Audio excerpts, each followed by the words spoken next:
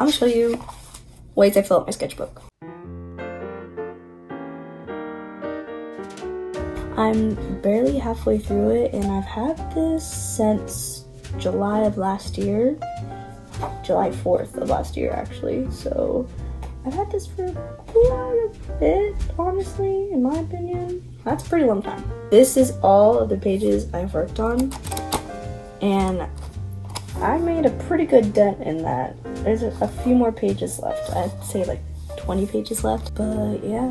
I'm gonna show you how I fill up my sketchbook and how you can too if you are also an artist and you want to end up trying to finish your sketchbook, because I really want to finish the sketchbook. I want to get a new one so bad, but I can't get a new one until I finish this one off. So I'm going to show you some ways of how I fill up my sketchbook pages. Grab your sketchbook, grab your water, or matcha. You listened to me in the last video, right? You drink matcha, right? But I don't have matcha today because I ran out of matcha powder a couple of days ago. But that's okay.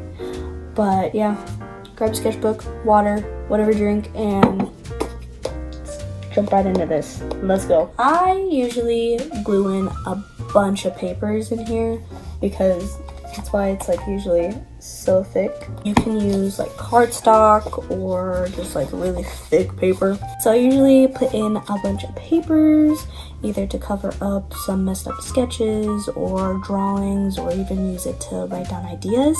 Honestly, I don't really draw much because I got into digital art more, but I have been trying to sketch more in my sketchbook ever since I started my channel. Glue in papers, glue in like sticky notes, glue in little notes, whatever it is, write down on it, draw on top of it, whatever works for you. For example, I got a California postcard because I went to California for Disneyland for my sister's birthday. My older video, the highlighter doodles, I glued in, well, taped in basically.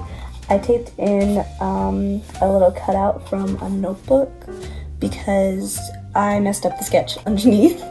So you can literally use it just to fix your mistakes, draw over it, and you can also use it to make little stupid like stickers. This is my Spider-Man print of Jungkook from BTS because you guys know me, you know me. But yeah, I literally drew Jungkook as Spider-Man in my Spider-Man AU, and I drew him as a carrot because if you're Army, you'd understand the joke. When I glued in pages in my sketchbook, this is a page that I glued in because it was a shoe study that I was doing for my drawing class, and I drew it on the thick cardstock paper, but I wanted it in my sketchbook instead of my college sketchbook. So instead of keeping it in my college sketchbook, I cut it in half and I glued it in my sketchbook. It became really thick, like thick. Look, listen to this. Also, I really like this drawing. I really like this drawing. Literally, the only thing that he put on like the announcement tab, he was sick during like last week. What he put on the announcement tab is like, I don't feel good, draw a shoe or something. So I went on Pinterest and I drew this shoe thing, but yeah. Anyways, moving on. Highlighters are such a good way to fill up a whole entire page.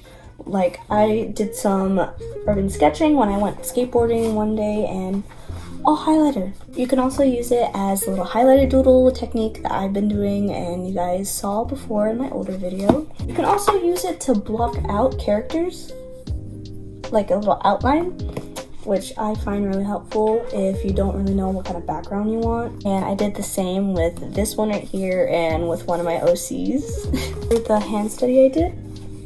Yeah, guess what that is in the background? Highlighters. Well, you don't really need to use highlighters, but you can use like markers, crayons, colored pencils, anything.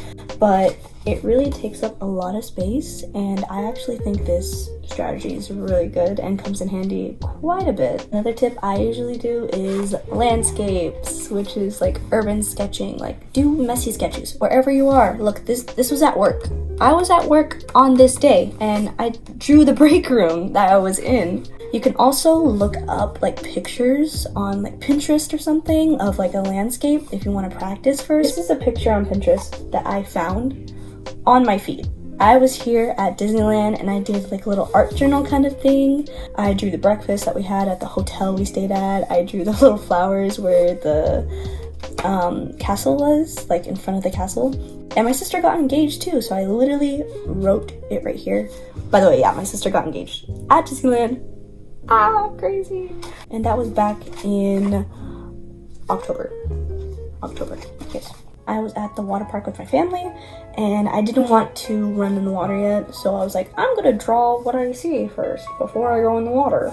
So I drew what I saw in front of me.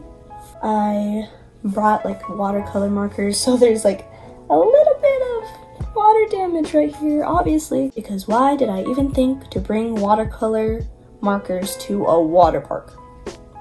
What did I think was going to happen? Like, oh, it was gonna be perfectly fine. No, I got water damage on my sketchbook, but that's okay. My last tip I have is filling up the first page. I always had the fear of filling up the first page. Everyone does, so I filled up the first page with Meet the Artist and I drew me. So you can literally do this in any page of your sketchbook, but I like doing it on the first page because hello, it's the first page and it's the first page people are gonna see once they open your sketchbook. Meet the artist.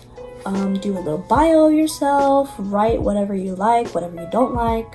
If you hate cats, put that down there, but just know I'm not gonna be friends with you if you say that. Thank you. Well, I think those are all the tips I have for you. Yeah, if you like the video, like the video. If you are new, hi, how's it going? I'm Taylor, and I hope you subscribe and stick around for more. But yeah. If you guys want to see more videos, subscribe, and I'll upload soon. Thanks for watching. Bye!